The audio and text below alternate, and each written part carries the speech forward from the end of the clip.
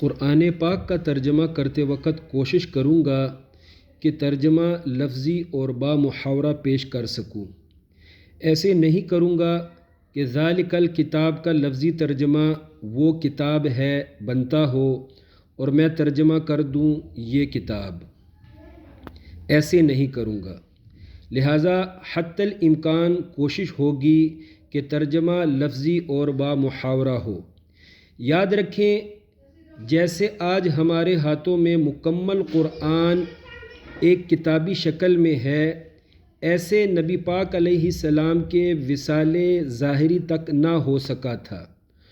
اس دور میں جب صحابہ کرام قرآن کریم پڑھتے تھے تو مکمل قرآن ان کے ہاتھوں میں نہیں ہوتا تھا۔ اب آپ کو ذالک الکتاب کے لفظی ترجمے کی اچھی سمجھ آئے گی۔ بسم اللہ الرحمن الرحیم۔ اللہ کے نام سے شروع کرتا ہوں جو بہت مہربان نہایت رحم والا ہے۔ الف لام میم، اس کا یہی ترجمہ بنے گا۔ ذالک الکتاب لا ریب فیہ ھدی للمتقین۔ ذالک کا مشار الیہ وعدے کے مطابق آخری نبی کو ملنے والی آخری آسمانی کتاب ہے، اس لحاظ سے اب ترجمہ بنے گا موعود قرآن وہی خاص کتاب ہے جس میں کوئی شک نہیں، وہ مکمل ہدایت ہے متقین کے لیے، یعنی گناہوں سے بچنے کا جذبہ رکھنے والوں کے لیے۔ الذین یؤمنون بالغیب ویقیمون الصلاة ومما رزقناہم ینفقون۔ متقی وہ ہیں جو بغیر دیکھے یقین رکھتے ہیں ایمانیات پر، اور وہ نماز قائم کرتے ہیں اور ہمارے دیے ہوئے مال میں سے خیرات کرتے ہیں۔ والذین یؤمنون بما انزل الیک وما انزل من قبلک وبالآخرۃ ھم یوقنون۔ اور متقی لوگ وہ ہیں جو یقین رکھتے ہیں آپ علیہ السلام پر نازل کیے ہوئے قرآن پر اور آپ علیہ السلام سے پہلے نازل شدہ آسمانی کتابوں پر، اور وہ آخرت پر پختہ یقین رکھتے ہیں۔ اولئک علی ھدی من ربہم واولئک ھم المفلحون۔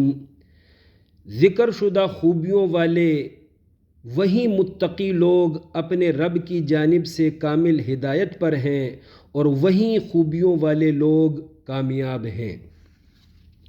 اب اس کی تشریح پیش کرتا ہوں۔ سورہ بقرہ مدنی ہے۔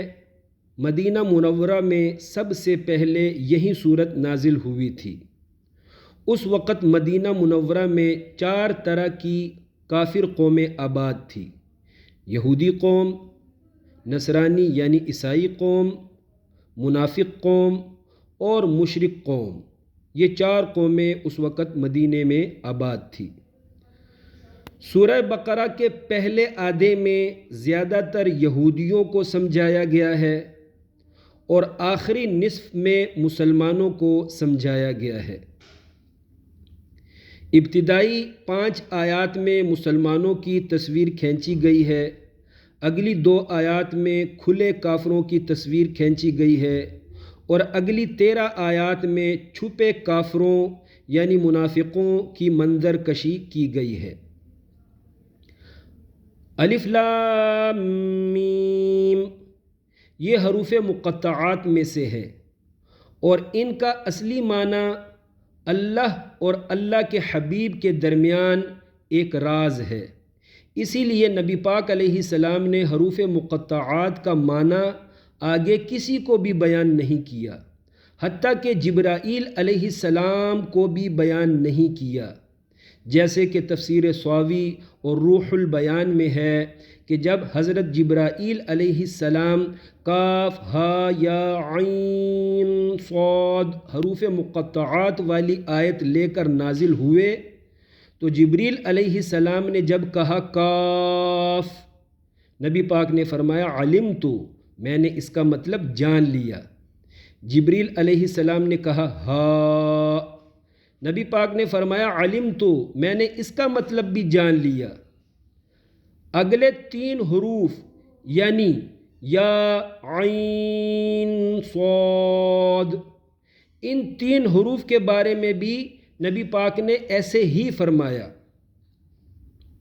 سوال یہ ہے کہ 29 سورتوں کے شروع میں حروف مقطعات آئے ہیں، آخر اس میں اللہ پاک کا اپنے بندوں کے لیے کیا پیغام ہے؟ غالباً اللہ پاک نے اپنے پڑھے لکھے بندوں کو اس میں یہ میسج دیا ہے کہ تم جتنے مرضی بڑے عربی دان بن جاؤ، میری عطا کے بغیر تم کچھ بھی نہیں جان سکتے، اسی لیے عاجز بندے بن کر رہو۔ سوال، ایمان بالغیب کیا ہے؟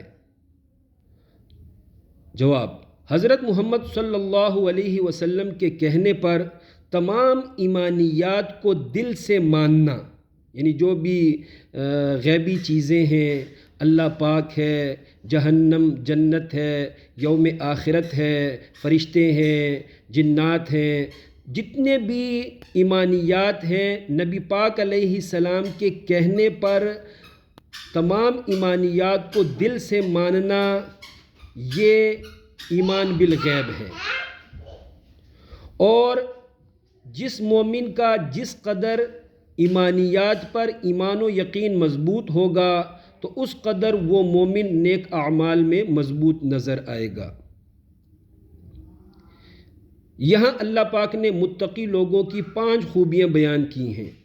پہلی خوبی، متقی لوگ صادق و امین رسول کے کہے پر ہر غیبی چیز کو مان لیتے ہیں۔ دوسری خوبی، متقی لوگ نماز محض پڑھتے نہیں بلکہ نماز قائم کرتے ہیں۔ تیسری خوبی، صدقات و خیرات کرتے رہتے ہیں۔ چوتھی خوبی، قرآن پاک کے ساتھ ساتھ تمام آسمانی کتابوں کو بھی دل سے مانتے ہیں۔